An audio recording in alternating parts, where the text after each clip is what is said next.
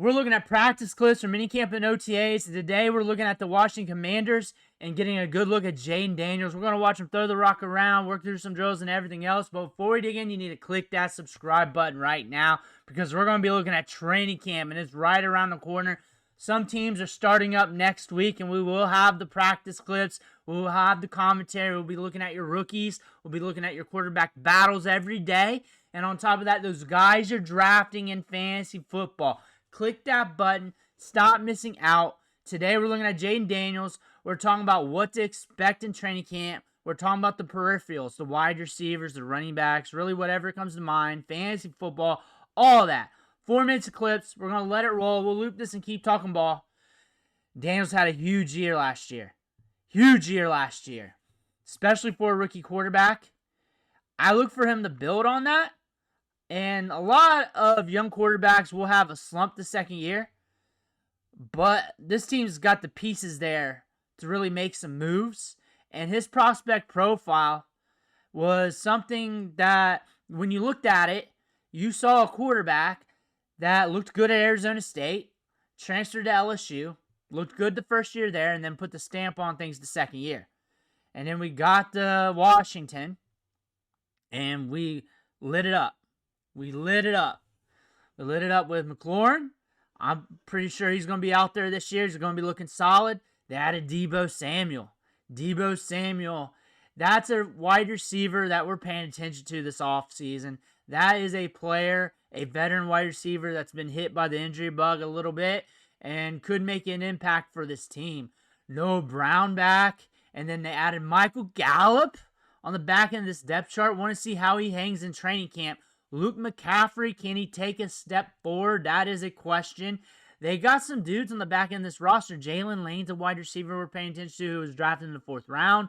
KJ Osborne's there. That's a wide receiver that's cooked a little bit in the league. You got Chris Moore that's done a little bit in the league. A bunch of guys, but it's like talent on the back end. Noah Brown got a lot of run last year before he got hurt. That's something to pay attention to throughout the season.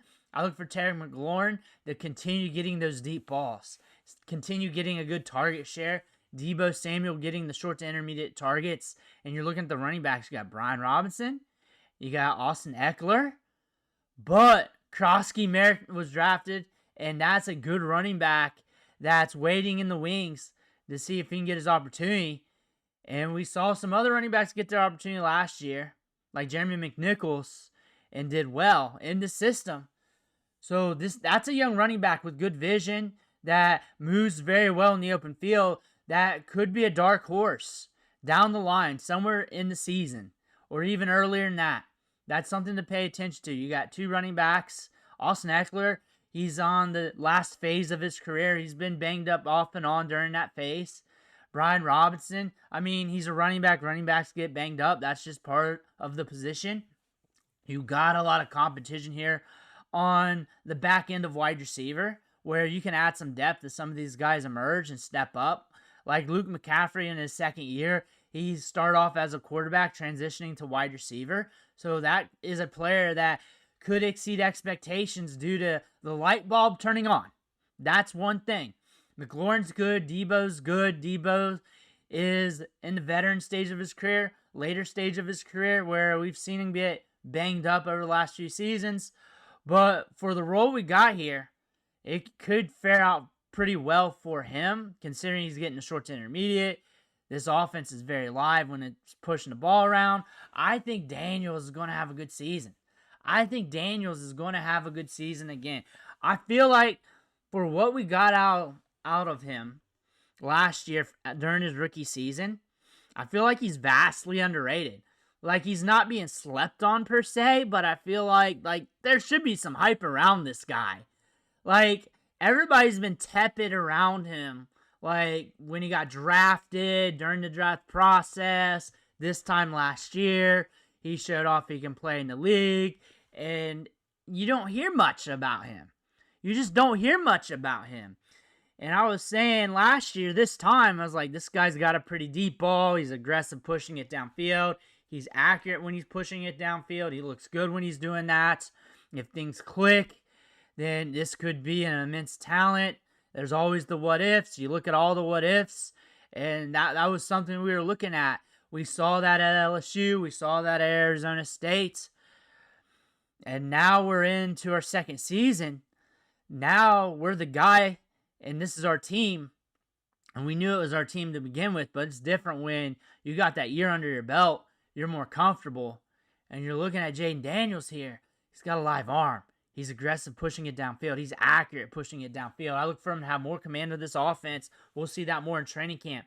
Talking Deebo Samuel, I think his fantasy stock is very volatile right now. I think it's actually kind of dangerous because of how high it is, and you can pivot to other players or even the running back position. But I think he's a great fit scheme-wise for this team, NFL-wise for this team. I think he can help this team out a good bit. I think he's going to be a good outlet for Jayden Daniels. I think Terry McLaurin is the wide receiver to pay attention to. That speed downfield. He has a good rapport with him.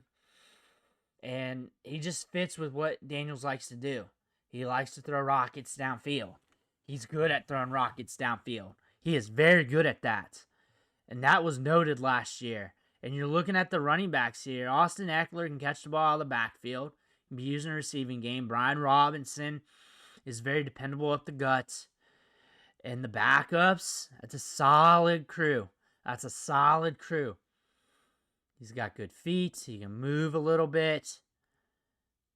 All in all, I like his tenacity to push that ball downfield with accuracy, to command an offense. I like his ability to go from team to team to team and really just develop rapidly into that system and perform. Like we saw that from Arizona State to LSU.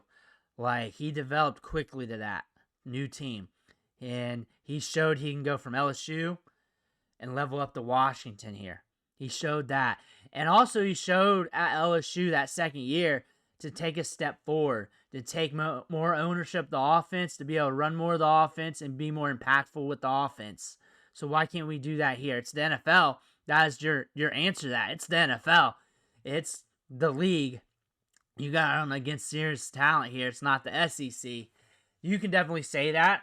You can definitely say that. Tougher coaches to go up against. You can definitely make that case. You don't have Malik Neighbors. You don't have that. You can make that case. But the talent's there. Pushes it downfield. You got Terry McLaurin to lean on. You got a batch of wide receivers here that could take a step forward. Now you got Deebo Samuel for the short to intermediates. You got a good batch of running backs behind you. You have ice water in your veins. We saw that last year. But the ability to push it downfield with accuracy, being aggressive with the ball. That's what I like when I'm scouting quarterbacks. I look at their ability to push it downfield with accuracy. How aggressive are they? And are they making dumb decisions? He's very smart with the ball. He's a very sound quarterback. Another thing about him, very experienced at the college level. You got multiple years at Arizona State, 2 years at LSU. At LSU, you saw him level up there. You saw him get better there. And you also saw him get better throughout his collegiate career, which is a testament to him being a hard worker, him developing himself along with his coaching staff, which means he's going to continue to do that because he's been doing it since a young age. Now, you can say that with all quarterbacks, but not all of them have the success that he has shown. Not just what we saw during his rookie season, but throughout his collegiate career, like stepping it up. That is something you want to look at when you're looking at prospects. That's something hard to idealize or see when you're scouting them because you really have to go to year to year to year to year. You really need to just pay attention to these players from the high school recruiting scene all the way up to when they're drafted and past that to really notice that. But this is a quarterback that's leveled up throughout his career, almost every year, year and a half or so. It's almost like it's a different quarterback back there. So the fact that he's working hard to level up, or at least has the potential to do that, is something you need to play into his prospect profile going into 2025. When you look at him for fantasy football, he's a value. He's a value play. When it comes to quarterbacks, I value quarterbacks more in 2 QB leagues if you're looking at redraft. If it's 1 QB, honestly, I'm just taking the values. I'm slamming running back and wide receivers. And once I'm solid there, then I'm thinking quarterback unless one falls to me at a value. Or if I'm at a sticking point where I do not like what's their ADP wise, and then I'll just pull the trigger and take the value. That's what I'll do. That's when I'll go quarterback. So really, it's just when he's on the board, honestly. When I think about him this year, I think he's going to be solid. I think he's going to push it downfield. I think he has the potential to be a high-leveraged quarterback. So he might be a little bit too valuable for me in drafts right now. 1 QB, 2 QB, I'd slam that all day. I'd slam that all day for the year 2 jump up. I'd slam that all day. That's what I would be doing.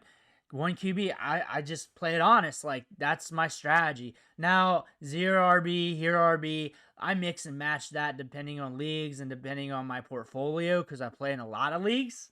I play in a lot.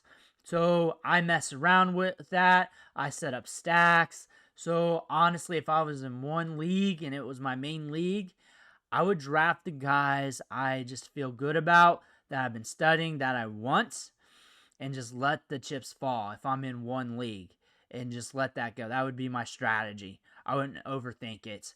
I would study, pick out my guys. I'd have a batch of 20 or so in my draft. I make sure to get as many of my guys as possible, and then go have fun with my league. That would be my ultimate suggestion if I was in one QB, one fantasy football league for the year, and what to do. If I was in multiple leagues, I would be strategizing different in every league. I would be diversifying. I'd be having different player pools, and it also depends on how many different leagues, the formats, and everything else. I think Jayden Daniels is going to be looking good this season. I think he's going to have a lot of upside. I'm excited to see what he does. As long as everything stays good with the Commanders, health-wise with the wide receivers, offensive line, and everything, I think we're going to see him push it downfield a good bit this year. Let me know what you think in the comments below. I want to hear about that. Make sure you hit that subscribe button on the way out. One thing for watching. Catch you on the next video.